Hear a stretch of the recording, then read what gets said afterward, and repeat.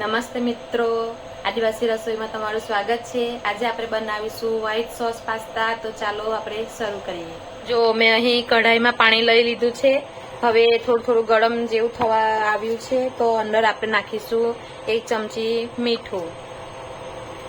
મતલબ જે પ્રમાણે તમે પાસ્તા લો એ પ્રમાણે નાખવાનું મીઠું।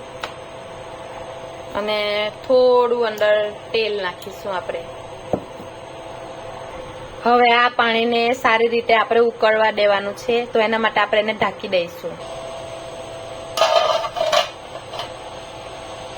તો જો મિત્રો, આપણા પાસ્તા માટેનું પાણી એકદમ સારી રીતે ઉકળી રહ્યું છે।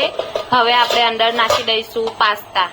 તો મેં અહીંયા મેક્રોની લીધેલી છે તો હવે આને આપણે આપણા પાણી જે ઉકળે છે તેમાં નાખી દઈશું। તો જો મેં આપણી મેક્રોની અંદર નાખી દીધી છે। હવે આને આપણે સારી રીતે બાફી લેવાની છે।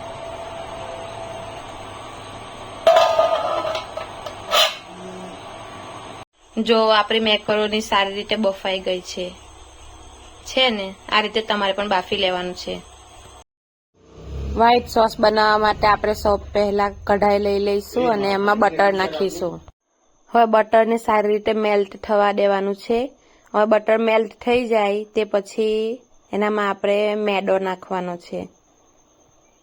એ મેદાને સારી રીતે મિક્સ કરવાનો। આને રૂ બનાવી એવું કહેવાય એમ।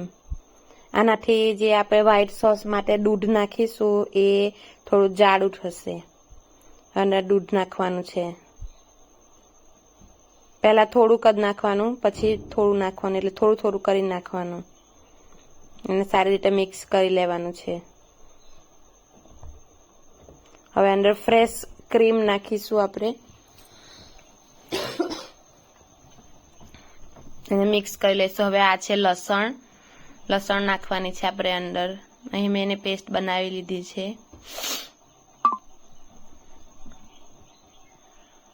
લસણને સારી રીતે મિક્સ કરી લઈશું। હવે અંદર થોડું બીજું બટર નાખવાનું એક્સ્ટ્રા। હવે અંદર ફ્લેવર બેલેન્સ કરવા માટે થોડી ખાંડ નાખીશું। આ છે વ્હાઈટ પેપર પાવડર, સફેદ મરીનો પાવડર, તે નાખવાનો।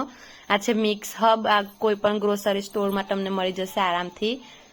અને આ છે ચીઝ। એ બધાને આપણે સારી રીતે મેલ્ટ કરી લઈશું। અંદર ચીઝને ઓગાળી દઈશું એટલે આપણો એક વ્હાઈટ સોસ તૈયાર થઈ જશે। આ ઉપરથી આપણે થોડું મીઠું નાખવાનું। અને આ છે મેયોનીઝ, સોસ જાડું થાય એના માટે। અને સારી રીતે પકાવવાનું છે આપણે। તૈયાર છે આપણો સોસ। હવે અંદર આપણે જે બાફેલા પાસ્તા હતા એ નાખી દેવાના છે। એને આપણે સારી રીતે મિક્સ કરી લઈશું।